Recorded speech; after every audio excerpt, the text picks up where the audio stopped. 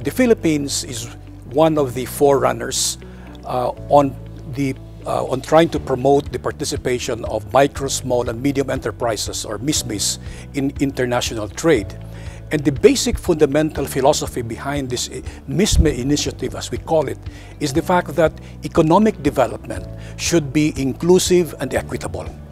And I think that everybody has a role to play in achieving this objective.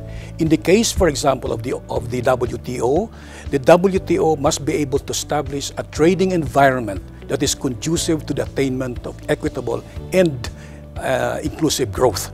Now, one of the most inequitable situations we encounter here is the fact that MISMEs have very little opportunities to participate in global trade. And there are many reasons for that.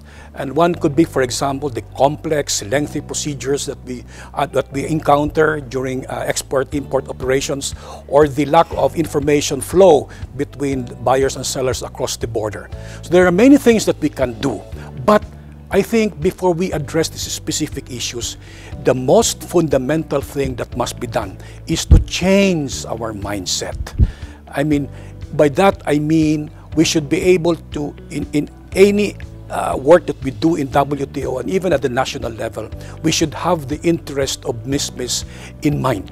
So, as our former Secretary of Trade said, MISMEs must be the prism through the facets of which light will be shed on the actions and the policies that we all take with respect to global trade.